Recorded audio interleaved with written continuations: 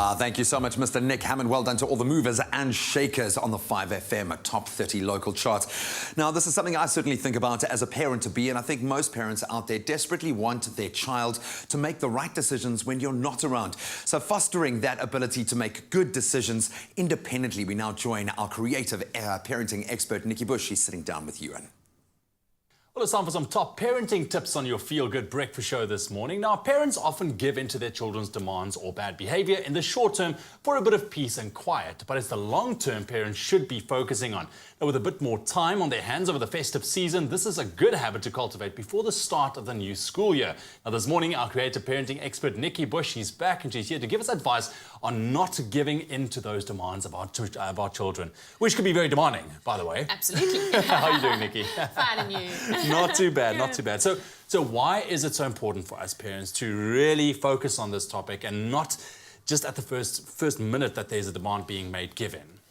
Ewan, while we don't want to be authoritarian, we do need to be in charge as parents, and our children need to get that we're in charge. And if we don't give them boundaries, and if we let them get away with everything and anything, then what we're doing is we're putting them in the driver's seat, so to speak. They start calling the shots. And then they learn to become master manipulators. And that's actually the last thing that we need.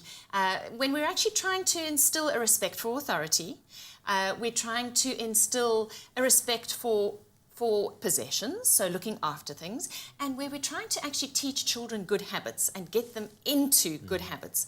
And in order to do that, we actually need to teach them how to make good choices. All right, so on that topic, I mean, what advice do you have for parents when you approach this issue? Because it's very difficult. I mean, children can really be demanding, and because you are tired, because you maybe had a long day, you can just easily just give in to that temptation. Okay, so there are 4 very important little words.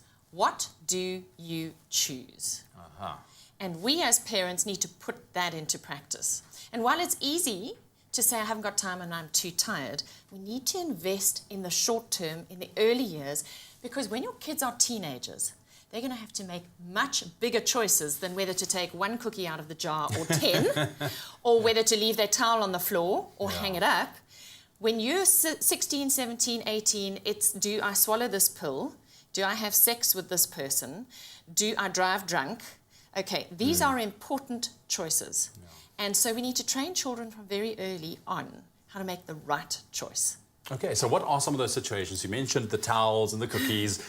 What situations are we looking at in terms of, for parents being able to give those choices? Okay, so say a 4-year-old goes to that cookie jar and takes out a handful of cookies.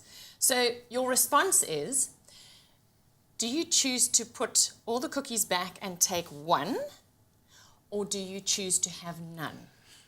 Okay, I know from experience that when it comes to cookies, it's quite a battle. So the choice is, you can have 1 or you can have none. Which do you choose? And in that instant, they have to make the choice. You see the towel on the floor and you say, do you choose to leave your towel on the floor, or do you choose to hang it up and then you can watch your favorite TV program? What do you choose? In that instant, they're making a choice. Exactly the same way as in the instant that you choose to smoke something, swallow something, sleep with somebody, or drive drunk, you are making a choice that has consequences. So what we're actually trying to teach children is that their moment of choice has a consequence. All right, so it's all about building that foundation in terms of, giving your child that choice to enable them to make proper and positive choices when they're older. Really. So it's actually empowering them.